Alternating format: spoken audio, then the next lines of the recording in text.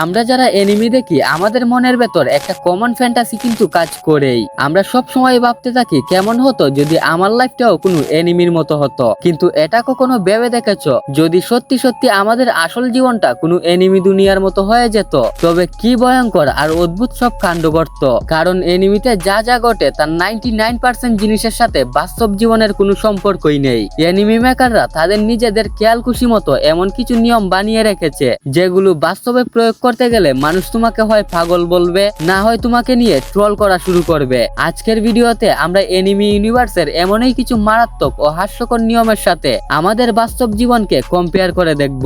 ভিডিওটি শেষ পর্যন্ত দেখো, আমি গ্যারান্টি দিচ্ছি আজকে তোমার হাসতে হাসতে পেট ব্যথা হয়ে যাবে। আর যদি এমনটা না হয় তাহলে তোমার এমবি ব্যাক করে দেব। ভাই এমন একটা হুক মারছি, এখন তো পুরো ভিডিওটা দেখো। যাই হোক, ভিডিওতে লাইক করে এখনই চ্যানেলটা সাবস্ক্রাইব করে দাও। তো স্বাগত জানাই এনিমি আড্ডার আরো একটি এপিসোডে।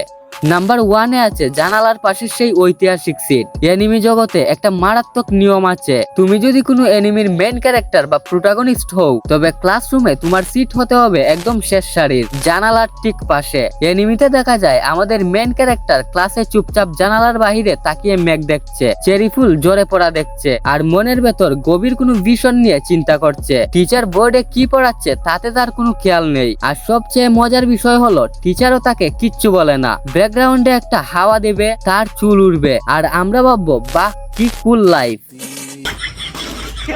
এখন আসো বাস্তব জীবনে। বাস্তব জীবনে তুমি যদি ক্লাসের শেষ বেঞ্চে জানালার পাশে বসে বাইরে তাকিয়ে হা করে হাঁস মুরগি বা মেঘ দেখা শুরু করো, প্রথম 5 মিনিটের মধ্যেই টিচারের চোখ তোমার উপর পড়বে। টিচার সোজা চোখ চুরে মেরে বলবে, ওই শেষ বেঞ্চ, বাহিরে কি দেখছিস? বাহিরে কি তোর বাপের জমি জমা দেখা যাচ্ছে? পড়া পড়াচ্ছি এদিকে আর তুই উকি মারছিস বাহিরে। আর জানালার পাশের সিট, বাস্তবে তো জানালার পাশের সিটে বসার জন্য ক্লাসের আগে বন্ধুদের মধ্যেই মারামারি লেগে যায়। সেখানে একা একা শান্তিতে বসে নায়ক মার্কা ভাব নেওয়ার কোনো সুযোগই নেই। নাম্বার 2, গায়েব হয়ে যাওয়া বাবা মা। এনিমিতে মেইন ক্যারেক্টারদের বাবা মার অবস্থান কিন্তু আরেক মহারহস্য। খেয়াল করে দেখবে বেশিরভাগ এনিমিতেই মেইন ক্যারেক্টার এক বিশাল 2 তলা বাড়িতে একাই থাকে। বাবা মা কোথায়? উত্তর হলো তারা নাকি কাজের সূত্রে বিদেশে থাকে। তারা এমন এক বিদেশে যায় যেখান থেকে তারা ছেলেকে প্রতি মাসে লাখ লাখ টাকা পাঠায়। কিন্তু পুরো এনিমি শেষ হয়ে যায় তবুও তাদের দেশে ফিরে আসতে দেখা যায় না। ছেলে কি করছে? স্কুলে যাচ্ছে নাকি কোনো ডাইমেনশনাল মনস্টারের সাথে ফাইট করে আধমরা হয়ে বাড়ি ফিরছে? বাবা মার কোনো খেয়ালই নেই। ছেলে একা একা পুরো বিশাল বাড়ি সামলাচ্ছে, ফ্রিতে সব পাচ্ছে, আর নিজের মতো সুপার হিরো লাইফ লিড করছে। বাট আমাদের বাস্তব জীবনে কি হয়? বাস্তব জীবনে তুমি একদিন নিজের ঘর ঠিক মতো পরিষ্কার না করে একটু দেরি করে বাড়ি ফিরে দেখো, গায়েব হওয়া তো দূরের কথা, বাবা মার ডায়লগের টেলায় তোমার কান জ্বালাপালা হয়ে যাবে। টিফিন বানিয়ে দেওয়া, প্রতিটি কাজের হিসাব নেওয়া, আর সন্ধ্যার মধ্যে বাড়ি না ফিরলে 10 বার ফোন দেওয়া, এটাই হলো রিয়েল লাইফ। বাস্তবে যদি কোনো বাচ্চার বাবা মা তাকে একা বাড়িতে রেখে বছরের পর বছর বিদেশে থাকে তবে প্রতিবেশীরা পুলিশে খবর দেবে, আর আত্মীয় স্বজনরা এসে বলবে ছেলেটা তো একদম নষ্ট হয়ে গেছে। উপরে আল্লাহ নিচে জমিন, কথা সত্য। নাম্বার 3-তে আছে 10 সেকেন্ডের ফাইট আর 20 মিনিটের গভীর ভাবনা। এনিমি ফাইটিং সিনগুলোর টাইমিং যে কি অদ্ভুত তা আমরা সবাই জানি। ভিলেন একটা বিশাল ডেডলি অ্যাটাক ছুড়ে মেরেছে যেটা হিরোর গায়ে লাগতে মাত্র 1 সেকেন্ড সময় বাকি, কিন্তু এই 1 সেকেন্ডের মধ্যে হিরো কি করবে জানো? সে পুরো জীবনের ফ্ল্যাশব্যাক দেখা শুরু করবে। সে ভাববে সে ছোটবেলায় কিভাবে স্ট্রাগল করেছিল, তার আইডল তাকে কি বলেছিল, তার বন্ধুদের সাথে কাটানো সুন্দর সময়গুলো কেমন ছিল। এইসব চিন্তা ভাবনা করতে করতে ব্যাকগ্রাউন্ডে পুরো একটা ইমোশনাল গান শেষ হয়ে যাবে। এমনকি হিরো আর ভিলেন ফাইটের মাঝখানে দাঁড়িয়ে একে অপরকে 5 মিনিটের বিশাল বড় লেকচার দেবে যে কেন ভালোবাসা আর বন্ধুত্বের জয় হয়। বাট বাস্তবে কি হবে? বাস্তবে গলি বা রাস্তার ফাইটে যদি তুমি 1 সেকেন্ডের জন্য দাঁড়িয়ে চিন্তা ভাবনা করা শুরু করো যে ছোটবেলায় আমার নানি আমাকে কি উপদেশ দিয়েছিল, ততক্ষণে অপোনেন্ট তোমাকে পরপর 3টা থাপ্পড় মেরে মাটিতে ফেলে দিবে। রিয়েল লাইফে থাপ্পড় খাওয়ার পর গভীর চিন্তা ভাবনা করার কোনো অপশনই থাকবে না, সোজা নিজেকে বাঁচাতে হবে।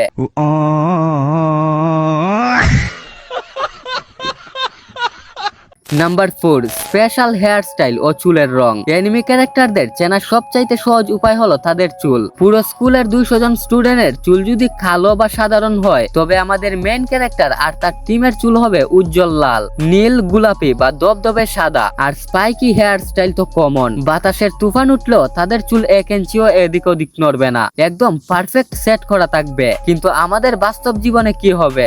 বাস্তবে তুমি যদি এনিমি ক্যারেক্টারের মতো চুলে লাল বা নীল রং মেখে আর জিলাপি পেঁচানো স্পাইক বানিয়ে স্কুলে বা কলেজে যাও, প্রথমত গার্ড তোমাকে গেট দিয়ে ঢুকতেই দেবে না। আর যদি কোনো মতে ঢুকেও যাও, প্রিন্সিপাল ডেকে সুজা বলবে এসব কি সার্কাস বানিয়ে এসেছো, কালকের মধ্যে চুল কালো আর ছোট করে আসবে, না হলে অভিভাবক নিয়ে আসবে। আর সকালবেলা ঘুম থেকে উঠেও এনিমি ক্যারেক্টারদের চুল যেমন স্টাইলিশ দেখায়, বাস্তবে ঘুম থেকে উঠলে মানুষকে মনে হয় পেঁচার বাসা।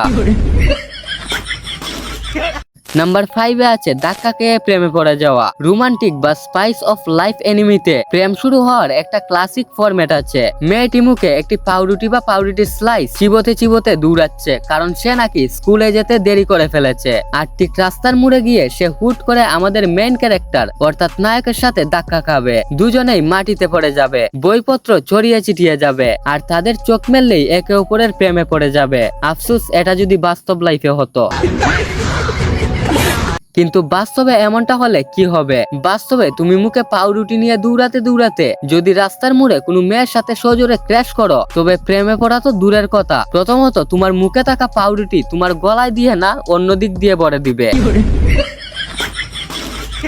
এটা মেবি স্ক্রিপ্টে ছিল না, যাই হোক। আর দ্বিতীয়ত, মেয়েটি তোমাকে রোমান্টিক চোখে দেখবে না, উল্টো তোমাকে বলবে চোখ কি পকেটে রেখে হাঁটছেন, দেখতে পান না? আর ধাক্কা খেয়ে দুজনেই রাস্তায় পড়ে গেলে যা ব্যথা পাবে, তাতে প্রেমের গান বাজার বদলে কপাল চেপে ধরে বসে থাকতে হবে। নাম্বার 6, অদ্ভুত সব ট্রানজিশন ও ফেস এক্সপ্রেশন।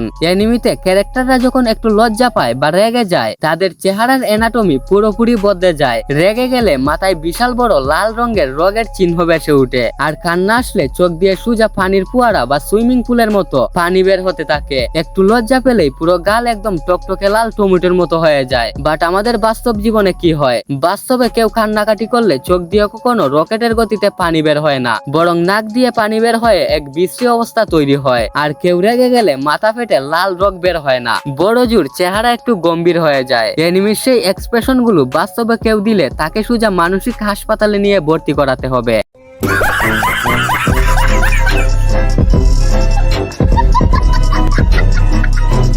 যাই হোক না কেন, এত কিছুর মধ্যেও, এত সব অমিলার পাগলামি থাকার পরেও সত্যি বলতে আমরা এনিমি দেখতে ভালোবাসি ঠিক এই কারণগুলোর জন্যই। এনিমি আমাদের সাধারণ বাস্তব জীবনের একঘেয়েমি থেকে বের করে এক ফ্যান্টাসি জগতে নিয়ে যায়, যেখানে অসম্ভব বলতে কিছু নেই। তবে হ্যাঁ, এনিমির এই নিয়মগুলো ভুল করেও নিজের রিয়েল লাইফে ট্রাই করতে যেও না, বিশেষ করে গার্লফ্রেন্ডের সামনে তো একদমই না, ব্রেকআপ হয়ে যাবে।